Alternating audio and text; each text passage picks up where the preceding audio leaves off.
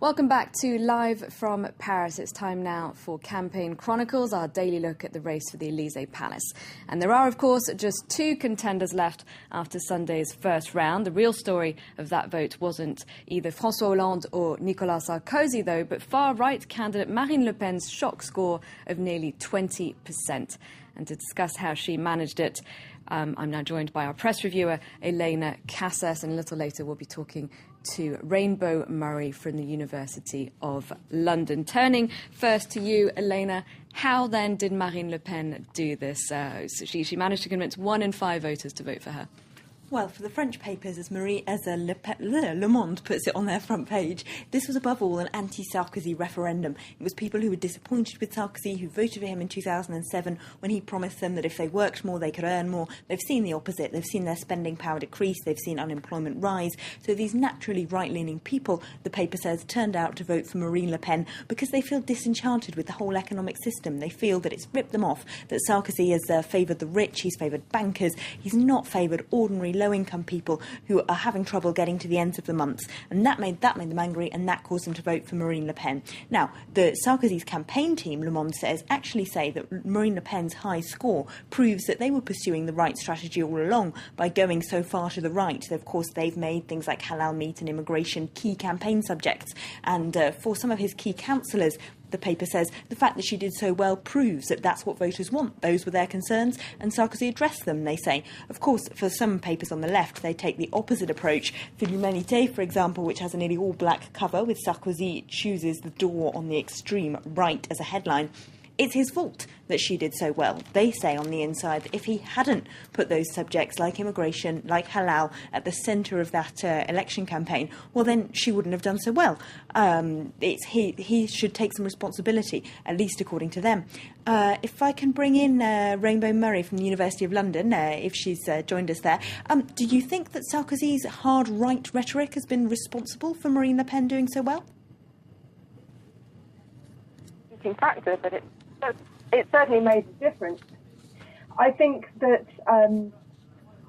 keeping things on the agenda has certainly worked in Marine Le Pen's favour, because it means that this is what voters are thinking about when they go to cast their ballot. And an additional thing that's also helped to keep immigration on the agenda was the Toulouse shootings only a few weeks ago, which further reinforced the terrain on which Marine Le Pen wished to campaign. Now, Rainbow, Marine Le Pen, when she took over from her father, she really tried to demonise the party. She tried to widen its appeal. Who then came out to vote for her on Sunday? Did she manage to do that? Yes, she did. And one of her notable successes was that she helped to feminise the electorate of the National Front. Traditionally, this is a very male-dominated electorate, with 2/3 of the voters of the Front National being men. On this occasion, she managed to reduce that gender gap significantly. So if you compare her score to that of her father in 2002, they gained about the same proportion of male voters. What made the difference in 2012 was that she had a much higher proportion of women voters, about 3 percentage points higher, and there are more women in the electorate in France than there are men, and that is why she did so much better in 2012. If I can jump in here, a lot of the French papers are talking about just how she managed to widen the electorate. Now, for Slate magazine, for example, it's a Europe-wide anger against political elites who have imposed an austerity cure on ordinary people who feel they shouldn't be made to be paying for the crisis. That's what they think is responsible. They say her voters are overwhelmingly low-income. They're working-class people, they're young people. They're people even who might naturally have voted for the Socialists just a few years ago, but they feel they've been taken for granted and neglected by the Socialists, who don't, they think, have any policies really addressed to their financial concerns. And so they reckon that Marine Le Pen had the best answers. Above all, they're voting for a pull-out of the euro, which they reckon has led to economic policies that have shortchanged them, if you like, personally. The Guardian, for example, has gone to visit some of her sort of most loyal territories in the Pas-de-Calais, and the people they talk to there say for them it isn't about immigration, it's about the economy, about spending power, about pulling out of the euro. And of course that doesn't necessarily mean they'll then follow this up by voting for Nicolas Sarkozy. If anything, they might vote for François Hollande because they think he's least likely to cut more French jobs, or even in some cases they actually think that François Hollande's victory would favour the National Front, in that it might cause the UMP to almost completely collapse and then position her as one of the only figureheads left in a right-wing opposition to a President Hollande. I'm just going to turn back now to Rainbow Murray, who joins us from the University of London. Rainbow, now, Marine Le Pen, she came in third, so she's not through, obviously, to the runoff.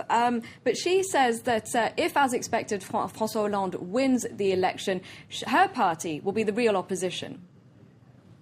I think that's wishful thinking, and we've heard quite a lot of wishful thinking from Marine Le Pen. We did dismiss her claims that she was going to get 20% of the vote, and in fact she came quite close to it, but she claimed a number of other things as well, including that she was going to qualify to the second round. I don't think the UMP are down or out just yet, and in particular I think that the UMP party is more popular than Sarkozy. So I think even if Sarkozy loses the presidential election, we might see a reinforced performance by his party in the forthcoming legislative elections. But can Sarkozy actually win over these people who choose to vote for the Front National? If their vote was one of disenchantment, one of anger, as a lot of the papers were saying, against the established system, surely they're not naturally going to turn to him. I don't think Sarkozy's got enough votes in the transfers from the FN electorate to come back and beat Hollande at this stage. There are various different polls trying to anticipate what percentage of votes he will get, and they vary significantly from about 30% of FN votes through to nearly 70%. So at this stage, it's anybody's guess.